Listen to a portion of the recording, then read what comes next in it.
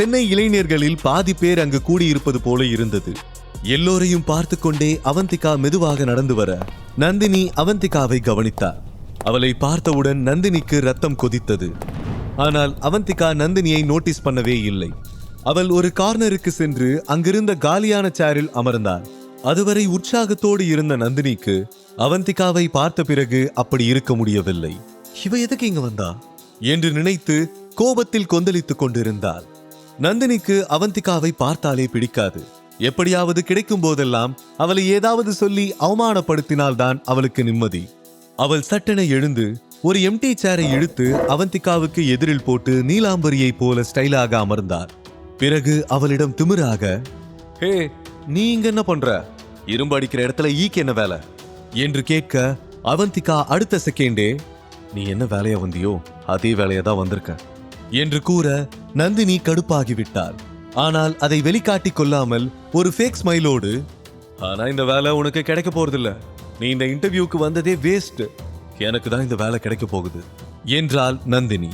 அவந்திகா எந்த டென்ஷனும் இல்லாமல், இன்டர்வியூ முடியும் போது யார் செலக்ட் ஆகுறாங்கன்னு தன்னால தெரிஞ்சிடும், நவ் யூ ஷட் அப் என்று சொல்லிவிட நந்தினியின் முகம் கோபத்தில் சிவந்து விட்டது. என்னையே எதிர்த்து பேசுறியா? உனக்கெல்லாம் பேசவே தகுதி இல்லை.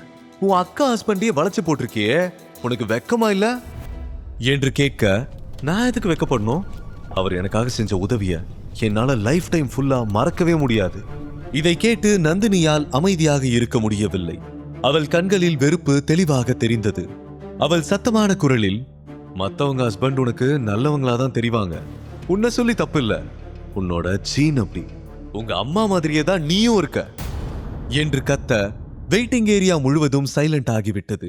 எல்லோரும் நந்தினியையும் அவந்திகாவையும் தான் பார்த்து கொண்டிருந்தார்கள்.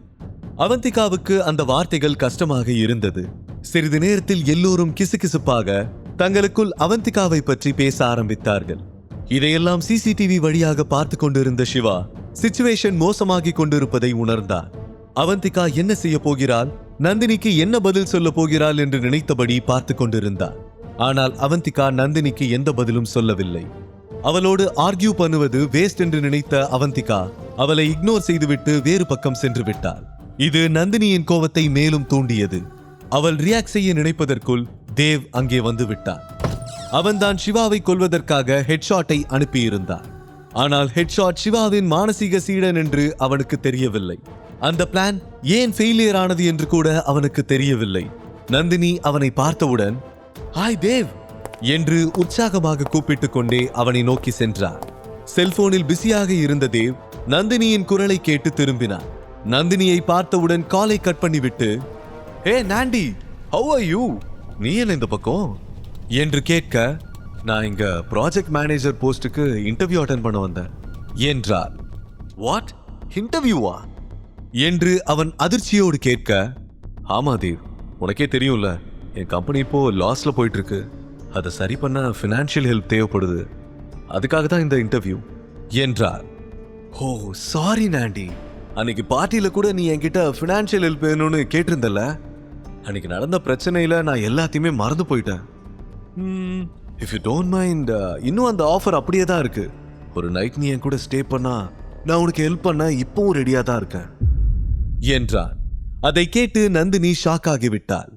அவன் திடீரென இப்படி கேட்பான் என்று அவள் எதிர்பார்க்கவே இல்லை. இப்போது அவள் வேறு ஒரு கேமை விளையாடி கொண்டிருந்தாள். இந்த இன்டர்வியூ வேலைக்காக மட்டுமல்ல, உண்மையில் அவள் தினேஷை தன்னுடைய வலைக்குள் சிக்க வைக்கத்தான் அங்கே வந்திருந்தாள். சொல்ல போனால் தர்மா குரூப்ஸின் எம்டி ஏற்கனவே தன்னுடைய வலையில் விழுந்து விட்டதாகத்தான் அவள் நினைத்துக் கொண்டிருந்தாள்.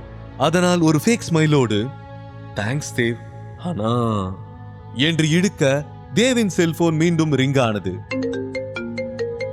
டாக்ஸியில் அமர்ந்து அங்கே நடப்பதையெல்லாம் பார்த்து கொண்டிருந்த சிவாவுக்கு நந்தினி யாருடன் பேசுகிறாள் என்பதை சரியாக பார்க்க முடியவில்லை. ஏனென்றால் அவன் கேமராவுக்கு ஆப்போசிட் சைட் பார்த்து கொண்டிருந்தான். ஆனால் அவள் அந்த நபரிடம் பேசிய விதத்தை பார்க்கும்போது அவளுக்கு யாரோ ரெக்கமெண்ட் செய்வதாக தோன்றியது. இதனால் அவந்திகாவின் வேலைக்கு ஆபத்து ஏற்படுமோ என்று யோசித்தான். அது யார் என்று பார்க்க நினைத்தான். ஆனால் தேவின் முகத்தை சிவாவால் பார்க்க முடியவில்லை. அதற்குள் தேவ் காலை அட்டெண்ட் செய்து காதில் வைத்தபடி வேறு பக்கமாக சென்று விட்டார். நந்தினி பெருமூச்சு விட்டு அவந்திகாவை பார்த்தாள். மீண்டும் அவளுக்கு அருகில் சென்று அமர்ந்து கொண்டு, பாத்தியா, இங்க எனக்கு எவ்வளவு செல்வாக்கு இருக்குன்னு பார்த்தல. இதுக்கப்புறமா உனக்கு இந்த வேலை கிடைக்கும்னு நம்புறியா? எல்லாரும் எனக்கு தான் வேலை கிடைக்கும்னு உறுதியா சொல்றாங்க. இப்ப கூட ஒன்னும் கெட்டு போகல. இன்டர்வியூ அட்டெண்ட் பண்ணி அசிங்கப்படுறதுக்கு பதிலா நீ இப்பவே இங்கிருந்து கிளம்பிடு என்றார்.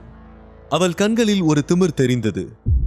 செக்ரட்டரி வெளியில் வந்து சத்தமாக, மிஸ் நந்தினி, நீங்க இப்போ இன்டர்வியூக்கு போகலாம் என்று சொல்ல நந்தினி ஸ்மைலோடு எழுந்தார்.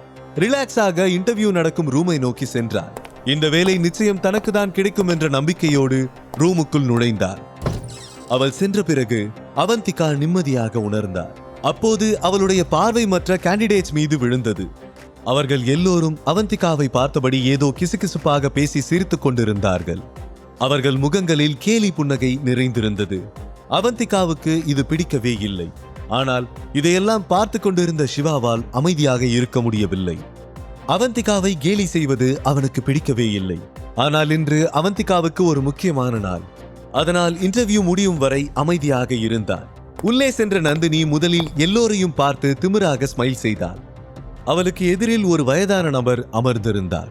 அவருக்கு எதிரில் சத்யபிரகாஷ் என்ற நேம் போர்டு வைக்கப்பட்டிருந்தது. அவர் தர்மா குரூப்ஸின் ஸ்ட்ரிக்டான மற்றும் நேர்மையான எம்ப்ளாயி. அவரிடம் ரெக்கமெண்டேஷன் என்ற பேச்சுக்கே இடமில்லை.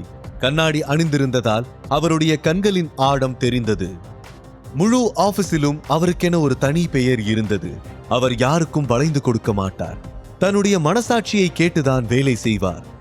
ப்ளீஸ் டேக் யூர் சீட் என்று அவர் சொல்லி முடிப்பதற்குள் கான்பிடென்ட்டாக நந்தினி சேரில் அமர்ந்து கொண்டார். யுவர் டாக்குமெண்ட்ஸ் என்று அவர் கேட்டார். ஆனால் நந்தினி டாக்குமெண்ட்ஸ் எதுவும் எடுத்து வரவில்லை. இந்த வேலை நிச்சயம் தனக்கு தான் என்ற நம்பிக்கையில் அவள் வெறும் கையை வீசிக்கொண்டு வந்திருந்தார். அவள் பார்வையை உயர்த்தி, டாக்குமெண்ட்ஸ் எதுக்கு சார்? என்கிட்ட என்ன கேட்கணுமோ கேளுங்க, நானே சொல்றேன். நான் MBA பண்ணியிருக்கேன். எனக்கு சொந்தமா ஒரு கம்பெனியே இருக்கு. பல வருஷமா சொந்தமா பிசினஸ் பண்ணிக்கிட்டு இருக்கேன். இதை விட வேற என்ன குவாலிஃபிகேஷன் வேணும்? பட் இதை விட வேற ஒரு குவாலிஃபிகேஷனும் இருக்கு. எனக்கு உங்க MDக்கும் நடுவுல ஒரு நல்ல ரிலேஷன்ஷிப் உருவாக போகுது. அது உங்களுக்கு தெரிஞ்சிருக்கும்னு நினைக்கிறேன். சீக்கிரமா ஃபார்மாலிட்டியை முடிங்க சார், எனக்கு டைம் ஆகுது என்று மெத்தனமாக சொல்லிக் கொண்டிருக்க சத்யபிரகாஷ் அவளை நிறுத்தி, ஸ்டாப் திஸ் நான்சென்ஸ், நீங்க போகலாம் என்றார். அவர் தன்னை அவமானப்படுத்துகிறார் என்று புரியாத நந்தினி, வாட், போகலாமா? இன்டர்வியூ அவ்வளவுதானா? நான் ஏதோ நீங்க குவெஸ்டின்ஸ்லாம் கேட்பீங்கன்னு நினைச்சேன். எனிவே, நான் எப்போ ஜாயின் பண்ணணும் என்றார். எப்பவும் இல்ல, யூ ஆர் நாட் செலக்டட், நீங்க வெளியே போகலாம்னு சொன்னேன் என்று அவர் இன்னும் அழுத்தம் திருத்தமாக சொன்னார். அதை கேட்டவுடன் அவள் முகத்தில் இருந்த ஸ்மைல் சட்டென மறைந்து விட்டது. அவள் சேரில் நிமிர்ந்து உட்கார்ந்தபடி, வாட் யூ மீன் என்றார். நீங்க என்ன மீன் பண்ணிக்கிட்டீங்களோ அதை தான் சொல்றேன் மிஸ் நந்தினி. நீங்க MBA ஃபினிஷ் பண்ணியிருக்கலாம், உங்களுக்கு சொந்தமா கூட கம்பெனி இருக்கலாம். பட் தர்மா குரூப்ஸுக்கு நீங்க தேவையில்லை. யூ ஆர் நாட் குவாலிஃபைட் என்றார். அவள் அதை கேட்டு மிகவும் டென்ஷன் ஆகிவிட்டார். நீங்க என்ன பேசுறீங்கன்னு தெரிஞ்சுதான் பேசுறீங்களா? நீங்க என்ன அவமானப்படுத்துறதா நினைச்சு உங்க MDயை தான் அவமானப்படுத்திக்கிட்டு இருக்கீங்க. உங்களுக்கு இன்னும் சரியா புரியலன்னு நினைக்கிறேன். இந்த விஷயம் தான் பிரச்சனை என்று அவள் கோபமாக சொன்னார். இட்ஸ் ஓகே, நீங்க போகலாம் என்று சிம்பிளாக சொன்னார். இதை கேட்டவுடன் நந்தினியின் கோபம் தலைக்கு ஏறியது. போறேன், பட் நீங்க ரொம்ப பெரிய தப்பு பண்றீங்க மிஸ்டர் சத்யபிரகாஷ். இதுக்கு கண்டிப்பா ஒரு நாள் பதில் சொல்லுவீங்க, சொல்ல வைக்கிறேன் என்று சொல்ல, ஐ டோன்ட் கேர், உன்னால முடிஞ்சதை பண்ணிக்கோ. உனக்கோ MDக்கோ என்ன ரிலேஷன்ஷிப்னு எனக்கு தெரியாது, அதை தெரிஞ்சுக்கவும் விரும்பல. Now you just get out, don't waste my time. இப்போ நீங்க வெளியில போகலன்னா உங்களை பெர்மனண்டா பிளாக் லிஸ்ட் பண்ண வேண்டி இருக்கும். அப்புறம் உன்னால எங்கேயும் வேலை செய்ய முடியாது. நீயே வெளியே போறியா இல்ல செக்யூரிட்டி கூப்பிடுவா என்றார். அவள் காலை தரையில் உதைத்துவிட்டு கோபத்தோடு கதவை திறந்து கொண்டு வெளியேறினார். அவள் மனதில் பல குழப்பங்கள் ஓடியது. உள்ளே செல்வதற்கு முன் தனக்கு தான் இந்த வேலை கிடைக்கும் என்று அவந்திகாவிடம் ஜம்பமாக சொல்லிவிட்டு வந்திருந்தார். இப்போது எப்படி அவளை ஃபேஸ் பண்ணுவது என்பதுதான் அவளுக்கு மிகப்பெரிய டென்ஷனாக இருந்தது. வெளியில் வந்த நந்தினியின் கோபம் கட்டுப்பாட்டை மீறிவிட்டது. அவள் கண்கள் கோபத்தில் எரிந்து கொண்டிருந்தது. கைமுட்டிகளை இறுக்கினார். இப்படி நடக்கும் என்று அவள் கற்பனை கூட செய்யவில்லை. இப்ப நான் அந்த அவந்திகாவை எப்படி ஃபேஸ் பண்ணுவேன் என்று நினைத்தவள் அவந்திகாவை தவிர்க்க நினைத்தார். அப்போது செக்ரட்டரி வெளியில் வந்து, நெக்ஸ்ட் அவந்திகா என்று சத்தமாக கூப்பிட்டார். இதை கேட்டவுடன் அவள் இன்னும் டென்ஷன் ஆகிவிட்டார். அவந்திகா ரூமை நோக்கி நடக்க நந்தினி குறுக்கே வந்து வழியை மறித்து நின்றார். அவள் கண்களில் கோபம் நெருப்பாக எரிந்து கொண்டிருந்தது. அங்கிருந்தவர்கள் எல்லோரும் இப்பொழுது நந்தினியையும் அவந்திகாவையும் பார்த்து கொண்டிருந்தார்கள். எங்க போற? பேசாம திரும்பி போயிடு. வீணா உள்ள போய் அவமானப்படாத. அவங்க என்னையே செலக்ட் பண்ணல, உன்னை எப்படி செலக்ட் பண்ணுவாங்க என்று கிண்டலாக கேட்டார். ஆனால் அவந்திகா கூலாக, அத நீயும் பார்க்க தானே போற என்றார். உன்னோட தகுதி என்னன்னு உனக்கு தெரியாதா? குறைஞ்சபட்சம் என்கிட்ட ஒரு டிகிரி இருக்கு, உன்கிட்ட அது கூட கிடையாது.